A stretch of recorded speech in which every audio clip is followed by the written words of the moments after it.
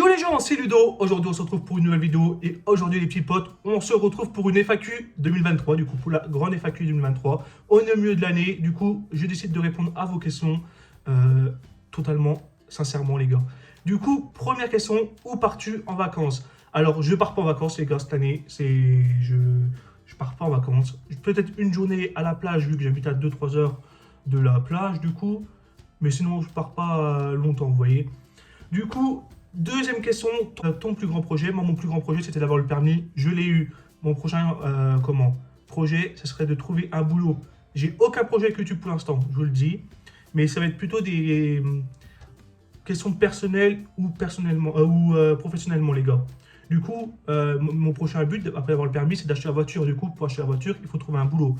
Du coup, mon projet serait de trouver un boulot pour pouvoir acheter ma première voiture. Voilà. Troisième question, où te vois-tu en 2024, les gars? En 2024, c'est comme je l'ai dit avant. Je ne vais rien dire. 2024, on verra. Je veux juste m'améliorer dans ma vie. Genre, que tous mes projets, par exemple, d'avoir le boulot, la voiture ou quoi, que j'ai tout ça pour 2024. Voilà. Quatrième question, comment supportes-tu la critique? Alors, je vais vous dire, je ne sais pas si vous avez vu une de mes vidéos, je vous laisse aller la voir. Comment? J'ai subi le harcèlement scolaire à l'école ou le cyberharcèlement via les réseaux et tout. Et du coup, c'est par rapport à ça que j'ai décidé de me lancer sur les réseaux.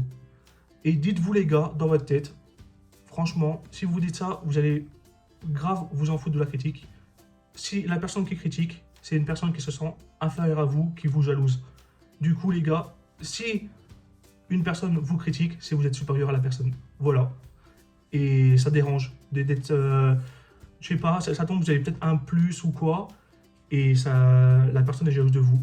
Du coup, les gars, moi, maintenant, je m'en fiche des critiques. Franchement, avec ce que j'ai vécu, le harcèlement, et même d'avoir fait des vidéos, que des fois, il y a des gens qui se moquent de moi ou qui m'insultent en commentaire, tant pis, ça m'atteint pas. Parce que si la personne critique, c'est qu'elle se sent incapable déjà de faire ce que vous avez fait, ce que vous faites. Voilà, du coup, la personne qui vous critique est inférieure à vous. Du coup, voilà. Cinquième question, les gars, ce qui m'a donné envie de faire des vidéos sur YouTube. Alors, comme ça va rejoindre la question d'avant. Alors, vous voyez, moi j'ai subi, comme je vous disais avant, le harcèlement. Sous but à l'école. Je vous laisse quand même aller voir ma vidéo, comme je vous disais avant. Allez voir, vous allez comprendre, parce que j'ai pas envie de tout répéter. Mais voilà, j'ai subi le harcèlement à l'école, j'ai subi le harcèlement, des menaces de mort, j'ai même reçu des menaces de mort par celui qui m'a harcelé à l'école sur les réseaux. Et vous voyez, quand vous allez à l'école et que... En fait, là, je vous réponds sincèrement, j'en ai jamais parlé de tout ça. Quand on va à l'école et que tu vis une journée à te faire insulter et te faire... moi, je recevais de la violence physique, on m'insultait, on me lançait des... Par exemple, moi, on me lançait des flux, enfin, tu vois, des stabilos, des trucs comme ça, on me les lançait sur moi. Et quand on rentre chez nous, pour se détendre, on n'en parle pas directement du harcèlement. Même si on devrait, pour s'en sortir, pour être aidé, il faut en parler, les gars. Et moi, d'en parler avec ma famille, au début, je m'enfermais dans ma chambre. Enfin, j'allais dans... Hop, j'allumais la télé ou le téléphone, YouTube, et hop, j'allais regarder des vidéos. Et à un moment, je me suis dit, pourquoi pas faire comme les autres? Genre, je suis quelqu'un de très timide. Pourquoi pas faire des vidéos? Ça va peut-être m'aider. Du coup, j'ai commencé à faire ma première vidéo. Au début, je ne sais pas montrer ma tête parce que je me suis dit, les critiques, ça va aller. Avec ce que je vivais à l'école, du coup. En fait, j'ai posté ma première vidéo. Et là, j'ai vu la vidéo. Tout le monde, aucune critique. Tout le monde a kiffé la vidéo. Je me suis dit, ok, pourquoi pas continuer. Du coup, moi j'étais fan de Thibaut InShape. Au début, il n'y avait pas Inoxtag ni Michou et tout. C'était les youtubeurs du début, quoi. C'était Thibaut InShape, Mister V, tout truc comme ça, vous voyez. Du coup, je me suis lancé sur les réseaux. J'ai vu que je recevais pas principalement des critiques. Du coup, je me suis dit, allons-y, les gars. Peut-être que ça va marcher. Maintenant, ça fait 6 ans que je fais des vidéos. Depuis 2017, avril 2017. Tout va bien, ça m'aide, je suis de moins en moins timide. Franchement, YouTube, ça m'a apporté un plus, en fait. À plus me livrer aux gens, enfin, à m'ouvrir aux gens, je veux dire, être moins timide. Voilà, et en plus, YouTube, ça fait faire des rencontres, les gars. Question 7, les gars, ton Fast and Furious préféré? Bon, bah, les gars, moi, je vais vous le dire direct, j'ai pas beaucoup regardé de Fast and Furious, mais la réponse est le numéro de la question. Fast and Furious 7, quand à la fin, il a le truc d'adieu pour Paul Walker, tout truc comme ça. Franchement, c'est un des films la fin m'a touché, voilà. Ah ben, j'ai répondu à deux questions en fait en même temps. Alors, en fait, j'ai loupé une question, c'était depuis quand tu t'es lancé sur YouTube? Du coup, maintenant, ça fait 6 ans que je suis sur YouTube, depuis avril 2017. Alors, question 8, les gars, la vidéo de rêve que tu aimerais tourner. Ma vidéo de rêve que j'aimerais tourner, les gars, ça serait une transformation physique. Voilà. Aller revoir ma nutritionniste, recommencer la musculation et faire tout, genre tout filmer pour à la fin faire un documentaire sur moi. Genre du début à la fin. Je sais bien, là j'ai perdu au moins entre octobre 2021 et octobre 2022, j'ai perdu 20 kilos. Du coup, là j'aimerais bien recommencer, mais vraiment me filmer, pour voir mon évolution, pour plus tard, par exemple, dans 10 ans, que je regarde ma vidéo et que je me dise, punaise, j'étais comment avant? Ben voilà, les gars. Du coup, ma vidéo de rêve, ça serait de faire une vidéo de transformation. Question 9, tu comptes arrêter les réseaux un jour ou vivre de ça? Du coup, arrêter les réseaux, pour l'instant, même si ça me rapporte 0 €, je fais ça pour le kiff, les gars. Je fais ça pour m'aider personnellement, comme je vous ai dit avant, à vaincre ma timidité, tout truc comme ça. Vu que YouTube m'aide énormément à me sentir bien dans ma peau. Et sinon, si un jour je dois arrêter, par exemple, imaginons, je trouve un emploi et que le patron, il se dit, il tombe sur mes vidéos, il me dit, c'est soit tu arrêtes de faire tes vidéos, soit tu travailles pour nous. C'est sûr que je vais arrêter mes vidéos, les gars. Mais pour l'instant, tout va bien. Il n'y a aucune personne qui me dit, arrête de faire ça ou quoi. Je continuerai les réseaux pour l'instant et vivre de ça. Si un jour ça explose et que je constate que je peux vivre des réseaux, pourquoi pas? Voilà. Alors, question 10, les gars. Quelles sont tes origines? Alors, du côté de ma maman, je suis français. Du côté de mon papa, je suis belge. Alors, question 13, les gars. Ah non. Question 12. Quelle est ta pire expérience sur les réseaux? Du coup, j'ai jamais vécu de pire expérience sur les réseaux. Franchement, j'ai toujours eu de bons...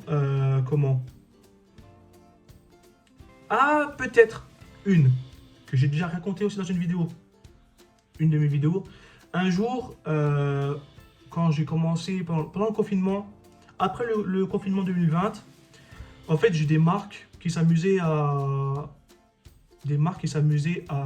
me contacter pour des partenariats et tout. Et un jour, j'ai accepté un partenariat.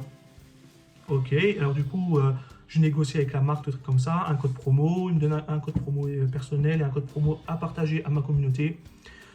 Et voilà, en fait, j'ai un ami à moi qui voulait acheter un cadeau pour sa copine, du coup, il voulait acheter un cadeau pour sa copine, du coup, il met mon code promo, il marche, il commande, et en fait, il n'a jamais reçu sa commande. Maintenant, je vais peut-être devenir parano, mais quand une marque ou quoi me contacte, maintenant, je veux une preuve que ça soit une vraie marque. Parce que là, c'était une vraie marque, comme là, c'était un partenariat que j'avais eu avec une marque qui s'appelle Magestion. Là, tout allait bien. Genre, j'ai eu un pull, j'avais un code promo à partager pour les gens, je l'ai fait, tout allait bien, vous voyez. Et en fait, maintenant, je veux la preuve que ça soit une vraie marque, parce que là, la marque de monde, c'était peut-être un vrai site, mais ils m'ont cassé les pieds à pas être sérieux, vous voyez. Du coup, voilà. Alors, question 13, les gars, sucré ou salé, un peu des deux, franchement, je suis pas relou avec ça. La question 14, quel est ton plat préféré? Les gars, mon plat préféré, c'est les pâtes carbonara, mais pas faites par n'importe qui, les gars. Faites par ma mère. Franchement, ma mère, elle fait les meilleures pâtes carbonara de la terre, les gars. Alors, question 15, les gars, quel est ton dessert préféré? Les gars, il faut savoir qu'au tout début de ma scolarité, quand j'ai commencé au collège, je faisais des études dans la cuisine. Et mon dessert préféré que j'adore faire, le tiramisu. Franchement, c'est une recette que j'ai appris par cœur et tout, tellement que j'adore faire ça. Il faudrait que j'en fasse une. Peut-être en faire une en vidéo. Peut-être. Enfin, en faire un en vidéo du coup. Question 16, quelle est ta marque préférée? Franchement, je ne suis pas marque du tout. Même si là, je porte une marque parce que c'est un t-shirt de foot. Mais je suis vraiment pas marque du tout. Franchement, je m'en fiche complètement de porter de la marque ou quoi. Tu viens d'où? Alors, je viens, vous voyez la France, vous voyez les Ardennes, vous voyez la Pointe, à la frontière belge, je viens de là. J'habite en France, à la frontière belge, dans la pointe ardennaise, du coup. Et dernière question, les gars.